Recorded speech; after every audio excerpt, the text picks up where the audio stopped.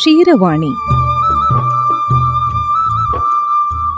ക്ഷീരകർഷകർക്കായി radio Mattoli ഒരുക്കുന്ന പ്രത്യേക പരിപാടി ക്ഷീരവാണി.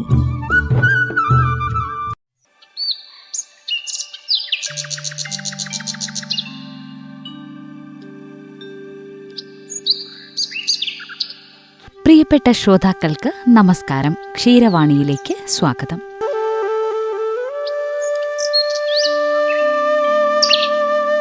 പലപ്പോഴും സുരക്ഷിതമായ ഒരു ജോലിയും സ്ഥിര വരുമാനവും സ്വപ്നം കാണാത്തവരായി നമ്മളിൽ ആരും കാണില്ല. എന്നാൽ അങ്ങനെയൊരു മികച്ച ജോലി കയ്യിലുണ്ടായിട്ടും ആ ജോലി ഉപേക്ഷിച്ച ഒരു യുവാവിനെയാണ് ഇന്ന് നമ്മൾ ക്ഷീരവാണിയിലൂടെ പരിചയപ്പെടുന്നത്.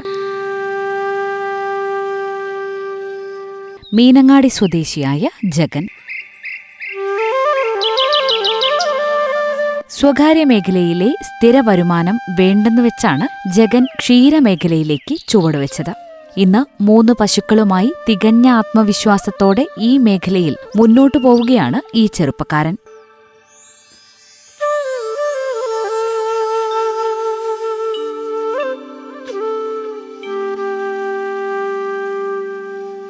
തന്റെ വിജയഗാഥയും അനുഭവങ്ങളും പങ്കുവയ്ക്കുവാൻ ജഗൻ ഇന്ന് നമ്മോടൊപ്പം ചേരുന്നു. ഏറെ സ്നേഹത്തോടെ ക്ഷീരവാണിയിലേക്ക് സ്വാഗതം ചെയ്യാം. നമസ്കാരം. റേഡിയോ മാറ്റുലിയിലെ ക്ഷീരവാണി പരിപാടിയിലേക്ക് സ്വാഗതം. ശ്രോതാക്കൾക്ക് വേണ്ടി ഒന്ന് പരിചയപ്പെടുത്താമോ? പേര്, സ്ഥലം എവിടെയാണ്? എൻ്റെ പേര് ജഗൻ. ഞാൻ മീനങ്ങാടി പൊഴങ്ങനിയിലാണ് താമസിക്കുന്നത്. എനിക്കൊരു ഫാം ഉണ്ട്. അത് മീനങ്ങാടി ചെണ്ടക്കുനിയാണ് ഫാമുള്ളത്. ജഗൻ എത്ര നാളായി ഈ ഒരു ഫാം തുടങ്ങി? ഞാനൊരു ഇന്നേക്ക് നോക്കുകയാണെങ്കിൽ ഒരു 3.5 മാസമായിട്ട്. എന്താണ് ഈ ഒരു ക്ഷീരമേഖലയിലേക്ക് ഇത്ര ചെറുപ്പത്തിലേ തിരിയാനുണ്ടായ ഒരു കാരണം? ക്ഷീരമേഖലയ്ക്ക് ഇത്ര ചെറുപ്പത്തിൽ വരാനുള്ള കാരണം എന്ന് വെച്ചാൽ നമ്മൾ മറ്റുള്ളവരുടെ കീഴിൽ പണിയെടുക്കാനുള്ള ഒരു ബുദ്ധിമുട്ടും കാര്യങ്ങളുണ്ട്. അതിൻ്റെ ഒരു പ്രഷറൊന്നും നമുക്ക് താങ്ങാൻ പറ്റില്ല. ഒന്നില്ലെങ്കിൽ നമ്മൾ നാട് വിട്ട് പോകണം, ഒന്നില്ലെങ്കിൽ നാട്ടിൽ നിൽക്കണം. നാട്ടിൽ നിന്നിട്ട് നമുക്ക് 10 പൈസ കൈ കിട്ടണമെങ്കിൽ അതിനായിട്ടുള്ള കഷ്ടപ്പാടുണ്ട്. ഒരാളുടെ കീഴിൽ നിൽക്കുമ്പോൾ നമ്മളിപ്പോൾ 1 ലക്ഷത്തിൻ്റെ ഔട്ട്പുട്ട് ഉണ്ടാക്കി കൊടുത്താൽ നമുക്ക് കിട്ടുന്നത് ഏകദേശം 5,000 രൂപ ആ റേഷ്യോയിലായിരിക്കും. അപ്പോൾ നമ്മൾ അത്രത്തോളം കഷ്ടപ്പെടണം. ആ ഒരു പ്രഷർ താങ്ങാൻ പറ്റാത്തത് കൊണ്ടും പിന്നെ മൈൻഡൊന്നും ഫ്രീ ആവും. പിന്നെയെന്ന് വെച്ചാൽ നമ്മൾ മൃഗങ്ങളോട് ചെറുപ്പം മുതലേ വീട്ടിൽ പട്ടിയൊക്കെ ഉള്ളത് കൊണ്ട് മൃഗങ്ങളോടുള്ള ഒരു താല്പര്യം ചെറുപ്പം മുതലേ ഉണ്ട്. അപ്പോൾ അത് കാരണം നമുക്ക് ഈ ഒരു മേഖലയ്ക്ക് ഇറങ്ങിയതാണ്. പിന്നെ പാഷൻ ഉണ്ട്. പിന്നെ നമ്മൾ കുറേ ദിവസമായിട്ട് നമ്മൾ 1 വർഷത്തോളം ഇതിൻ്റെ ബാക്കിൽ ഉണ്ടായിരുന്നു. നമ്മൾ മാക്സിമം പാലക്കാടുള്ള ഫാമും ഇവിടെയുള്ള നാട്ടിലുള്ള ഫാമൊക്കെ ആയിട്ട് നമ്മൾ ഇതിൻ്റെ ബാക്കിലുണ്ടായിരുന്നു. ഏകദേശം നമ്മളിപ്പോൾ 3 പശുവാണ് ഇപ്പോൾ ഉള്ളത്. സ്റ്റാർട്ടിങ്ങിൽ 2 പശുവും ഇപ്പോൾ 3ാമത്തെ പശുവിനൊന്ന് കൊണ്ടുവന്നിട്ടുണ്ട്. അത് പുറത്തുനിന്നാണ് കൊണ്ടുവന്നത്. അപ്പോൾ ആ രീതിയിൽ HF തന്നെയാണ് നമ്മളിപ്പോൾ മെയിനായിട്ട് ഇപ്പോൾ ചെയ്യുന്നത്. അപ്പോൾ 1 വർഷത്തോളം ഈ പശു ഫാമുകളിലൊക്കെ പോയി കണ്ടു പഠിച്ചാണ് ജഗൻ ഇതിലേക്ക് തിരിഞ്ഞത് അല്ലേ? അതെ. അവരുടെ ഫുഡ് എങ്ങനെയാണ്, പിന്നെ അവരെങ്ങനെയാണ് പശുവിനെ വളർത്തുന്നുള്ള ചൂട് എങ്ങനെ മെയിൻറ്റെയിൻ ചെയ്യുന്നുണ്ട്, പശു എവിടെ നിന്നാണ് കൊണ്ടുവരുന്നത്, ഏത് ബ്രീഡാണ് കൊണ്ടുവരുന്നത്, എത്രത്തോളം ലിറ്റർ കിട്ടുന്നുണ്ട് ഒരു പശുവിൻ്റെ പാലിൽ നിന്ന്. പിന്നെ നമ്മളിപ്പോൾ ഇവിടെ മീനങ്ങാടി സൊസൈറ്റിയിലാണെങ്കിൽ അത്രയും സപ്പോർട്ടാണ് നമ്മൾ. അവിടുത്തെ സാറാണെങ്കിൽ നല്ല രീതിയിൽ സപ്പോർട്ട് ചെയ്യുന്നുണ്ട്. അപ്പോൾ അവിടെ സാറിൻ്റെ കീഴിൽ 1-2 ഫാമുകളിലും നമ്മളിവിടെ പോയിട്ടുണ്ടായിരുന്നു. സാറ് റെക്കമെൻഡ് ചെയ്ത ഫാമുകളിൽ. ജഗൻ എന്ത് ചെയ്യുമായിരുന്നു ഇതിനു മുമ്പ്? ഞാനിതിന് അക്കൗണ്ടൻ്റായിട്ട് വർക്ക് ചെയ്തിട്ടുണ്ടായിരുന്നു. കൽപ്പറ്റ TPയിലായിരുന്നു. ഒരുപാട് കാലം അവിടെ ജോലി ചെയ്തിരുന്നു? അവിടെ ഞാനൊരു 1.5 വർഷത്തോളം ജോലി ചെയ്ത്.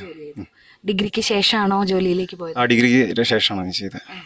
അപ്പോൾ ഈ ഡിഗ്രി കോഴ്സൊക്കെ എടുത്ത് പഠിക്കുന്ന സമയത്ത് ജഗന് മറ്റെന്തെങ്കിലും ആഗ്രഹങ്ങൾ ഉണ്ടായിരുന്നോ? പ്രൊഫഷണലി എങ്ങനെ ആവണം എന്നുള്ളത്, അതോ ചെറുപ്പത്തിലെ ഈ ഒരു ഫാമിനോട്, കൃഷിയോട് താല്പര്യം ഉണ്ടായിരുന്നു? പ്രൊഫഷണലി നമ്മളിപ്പോൾ ഡിഗ്രി ഞാനൊരു പഠിക്കാൻ താല്പര്യം ഉണ്ടായിരുന്നു. എനിക്ക് ടീച്ചർ ആവാനായിരുന്നു താല്പര്യം. പിന്നെ ഇടയ്ക്ക് ഞാൻ യൂട്യൂബ് അങ്ങനെ കാര്യങ്ങളൊക്കെ ചെയ്യുന്നുണ്ട്. ഫുഡ് വ്ളോഗറാണ് ഇതിൻ്റെ കൂടെ ബാക്കിൽ. മെയിനായിട്ട് ഞാനൊരു റീസൺ പറയുകയാണെങ്കിൽ, എനിക്ക് ബിസിനസ്സിൽ നിൽക്കുകയാണെങ്കിൽ എനിക്ക് ഫുഡ് വ്ളോഗും കൂടെ കൊണ്ടു നടക്കാൻ പറ്റുള്ളൂ. ഈ ഒരു സ്റ്റേജ് ഒരു 3 പശു കഴിഞ്ഞാലും പണിക്കാരെ നിർത്താൻ പറ്റില്ല. പക്ഷേ ഒരു 10 പശു 15 പശു ഒക്കെ ആകുമ്പോൾ ഒരു പണിക്കാരെ നിർത്തിയിട്ട് എനിക്ക് ഫുഡ് വ്ളോഗിങ്ങും ചെയ്യാം. ആ ഒരു രീതിയിൽ എനിക്ക് ഒരു മൾട്ടിപ്പിൾ ഇൻകം സോഴ്സ് എന്നുള്ള രീതിയിൽ എനിക്ക് അതും കൊണ്ടു നടക്കാമെന്നുള്ള രീതിയിലാണ് പ്ലാൻ ചെയ്തിരിക്കുന്നത്. അപ്പോൾ ഈ ഫുഡ് വ്ളോഗിംഗ് എന്ന് പറയുമ്പോൾ അത് ഏത് രീതിയിലാണ് ചെയ്യുന്നത്? ഫുഡ് ഉണ്ടാക്കുന്ന വീഡിയോ ആണ് നമ്മളിപ്പോൾ. റിവ്യൂ ആയിട്ട് ചെയ്യുന്നില്ല.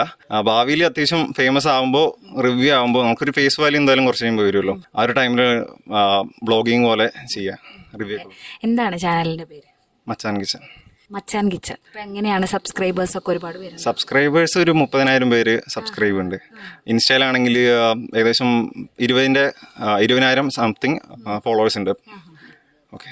അപ്പൊ അത് തുടങ്ങിയിട്ട് എത്ര നാളായി, ഈ ഒരു യൂട്യൂബ് ചാനലും ഇൻസ്റ്റാഗ്രാമിലും ഒക്കെ സജീവമായിട്ട്? ഞാനത് തുടങ്ങിയിട്ട് ഇപ്പോൾ ഏകദേശം 2 കൊല്ലത്തോളമായി. ഇതിൻ്റെ ബാക്കിൽ ഇപ്പോൾ ഏകദേശം ഒരു 1.5 വർഷത്തോളം ഞാൻ എൻ്റെ ബാക്കിലുണ്ടായിരുന്നു. അപ്പോൾ അത് നമുക്ക് അതും നോക്കണം, പ്ലസ് ഇതും കൂടി നോക്കുമ്പോൾ അതിൻ്റെ ഒരു പ്രശ്നമുണ്ട്. അതിൽ നമ്മളിപ്പോൾ വീഡിയോ എടുക്കുന്നവർക്ക് മനസ്സിലാവും, നമ്മൾ കൺസിസ്റ്റൻ്റ് ആയിട്ട് എപ്പോഴും വീഡിയോ എടുത്തുകൊണ്ടേ നിൽക്കണം. അപ്പോൾ നമ്മൾ ഒരാളെ നിർത്തിയാലേ നമുക്കിത് മെയിൻറ്റെയിൻ ചെയ്ത് പോകാനേ പറ്റുള്ളൂ. അപ്പോൾ ഈ ഒരു ഫുഡ് ബ്ലോഗിങ് തുടങ്ങിയിട്ട് ഇപ്പോൾ 2 വർഷമായി. അതിനോടൊപ്പം ഈ ഒരു ഫാമിലേക്കും കൂടി ജഗൻ വന്നിരിക്കുകയാണല്ലോ. അപ്പം ഇപ്പൊ നന്നായിട്ട് പോകുന്നു 2 കാര്യങ്ങളും കൂടെ? ഇപ്പം ബ്ലോഗിങ് കുറച്ച് ചെറിയ രീതിയിലേക്ക് ടൈം അതിലേക്ക് സ്പെൻഡ് ചെയ്യാൻ പറ്റുന്നുള്ളൂ. പക്ഷേ ഫാമിംഗ് എന്നുള്ള രീതിയിൽ നമ്മളിപ്പോൾ 3 പശുവിന് എന്നുള്ള ഔട്ട്പുട്ട് നമുക്ക് കൃത്യമായിട്ട് കിട്ടുന്നുണ്ട്. പക്ഷെ നമുക്ക് എന്താ പറയുക, നമ്മൾ കയ്യിലേക്കൊന്നും കിട്ടിയെന്നില്ലെങ്കിലും നമുക്ക് ഫാം എന്നുള്ള രീതിയിൽ എൻ്റെ പേരിൽ ഇത്ര ഇൻവെസ്റ്റ്മെൻ്റ് ഉള്ള ഒരു ഫാം അതുണ്ട്. ആ ഒരു നിലനിൽപ്പ് ഇങ്ങനെ നിന്ന് പോകുന്നുണ്ട്. പക്ഷെ നമുക്കത് പോരാ, നമുക്ക് ഇനിയും ഓരോ ഘട്ടമായിട്ട് കൂട്ടിക്കൊണ്ടുവരണം. കാരണം മീൻസ് എൻ്റെ വീട്ടിൽ ഇതിനു മുന്നേ പശു ഉണ്ടായിരുന്നില്ല. അപ്പോൾ നമ്മൾ സ്റ്റാർട്ടിങ്ങിലെ ഒരു 10 പശു ഇറക്കിയിട്ട് അത് നമ്മൾ രോഗങ്ങൾ പഠിക്കണം, രോഗങ്ങൾ നല്ല രീതിയിൽ പഠിക്കണം. ഞങ്ങൾക്ക് ഫസ്റ്റ് വന്നതും രോഗങ്ങൾ തന്നെ. അത് കാരണം രോഗങ്ങളെ പറ്റി ഏകദേശം ഇപ്പോൾ ഒരു അറിവുണ്ട്. അങ്ങനെ ആ രീതിയിൽ അങ്ങനെ ആകുമ്പോൾ കുഴപ്പമില്ല, നമുക്ക് ഇങ്ങനെ പതുക്കെ ഡെവലപ്മെൻറ്റ് ചെയ്ത് അങ്ങനെ കൊണ്ടുവരാമെന്ന് വിചാരിക്കുന്നു. രോഗങ്ങളെക്കുറിച്ച്, തീറ്റക്രമത്തെക്കുറിച്ചൊക്കെ ഇപ്പോൾ വ്യക്തമായിട്ട് പഠിച്ചോ?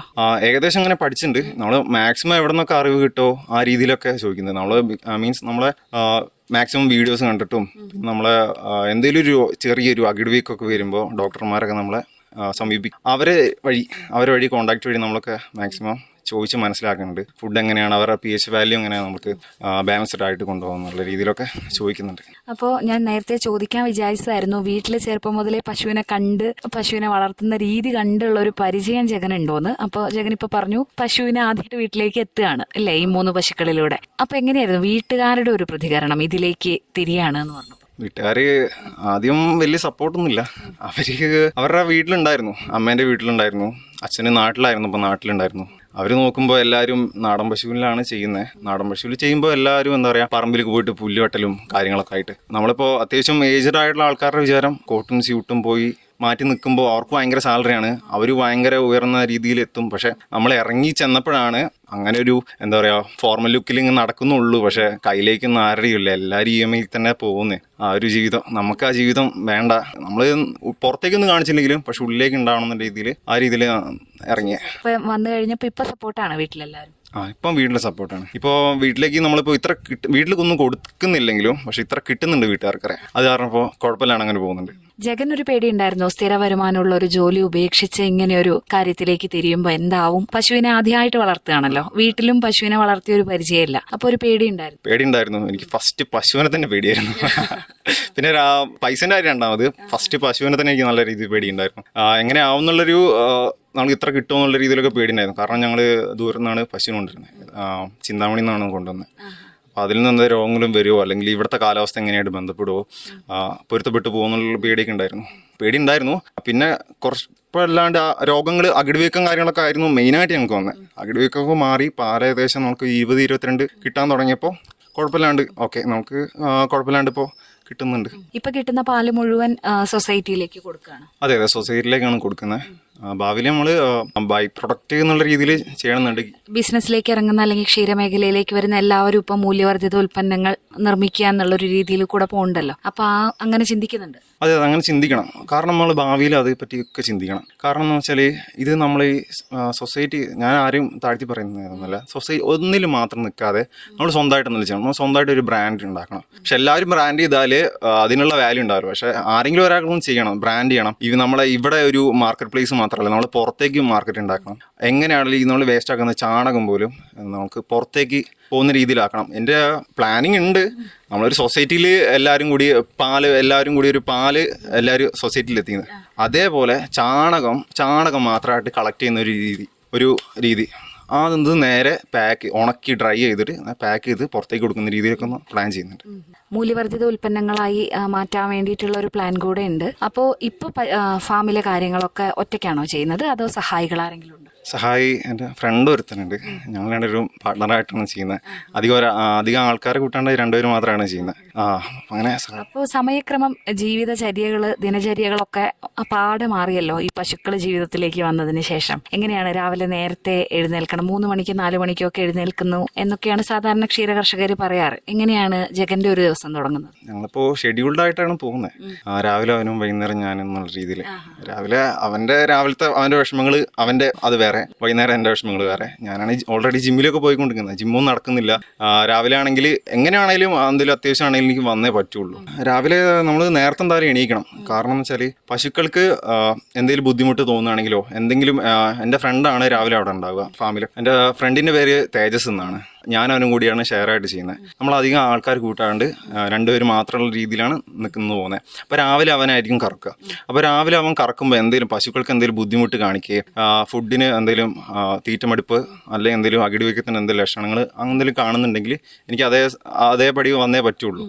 അങ്ങനെ രീതിയിലൊക്കെ 5 മണി 3 മണിയൊക്കെ വന്നേ പറ്റുള്ളൂ. പ്രസവത്തിൻ്റെ കേസാണെങ്കിലും ഈ കഴിഞ്ഞ 2 ദിവസം മുന്നേ പ്രസവം ഉണ്ടായിരുന്നു. 1 മണിക്കായിരുന്നു പ്രസവിച്ചത്. 1 മണി to 5 മണി വരെ ഞാൻ ഉറങ്ങിയിട്ടല്ല.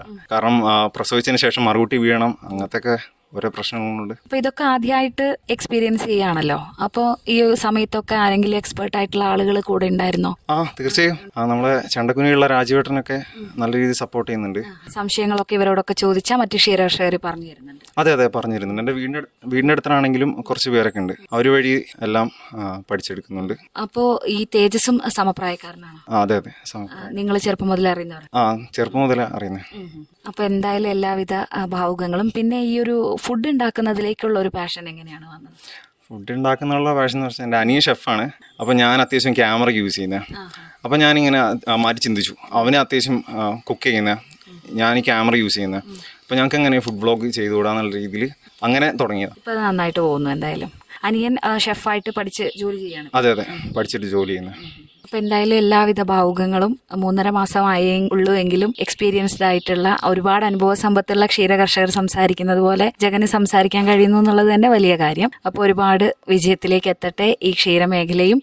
അതോടൊപ്പം മൂല്യവർദ്ധിത ഉൽപ്പന്നങ്ങളുടെ ഒരു ബിസിനസ്സിലേക്കൊക്കെ എത്താൻ കഴിയട്ടെ. ഒപ്പം ഇന്നത്തെ കാലത്ത് ഏറ്റവും പ്രധാനമായിട്ടുള്ളതാണ് വ്ളോഗിങ്ങും യൂട്യൂബ് ചാനലും ഒക്കെ. അത് നന്നായി പോകട്ടെ എന്ന് റേഡിയോ മാറ്റിലി ആശംസിക്കുന്നു. Okay, thank you.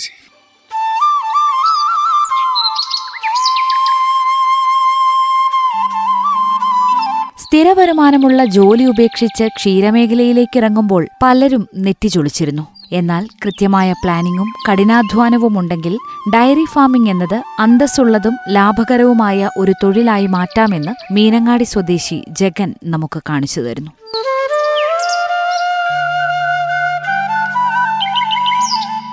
തുടക്കത്തിൽ വലിയ ഡയറി ഫാമുകൾ തുടങ്ങുന്നതിനേക്കാൾ 3 പശുക്കളുമായി തുടങ്ങി പടിപടിയായി വളരുന്നതാണ് നല്ലതെന്ന ജഗന്റെ അനുഭവം പുതിയതായി ഈ മേഖലയിലേക്ക് വരുന്ന ഒട്ടനവധി യുവാക്കൾക്ക് ഒരു വലിയ പാഠമാണ്.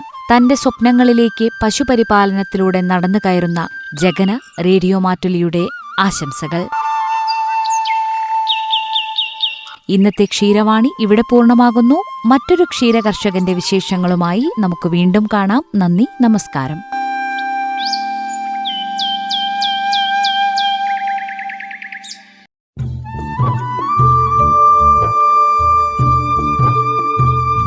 ക്ഷീരവാണി ക്ഷീരകർഷകർക്കായി റേഡിയോ മാറ്റുലി ഒരുക്കുന്ന പ്രത്യേക പരിപാടി. ക്ഷീരവാണി.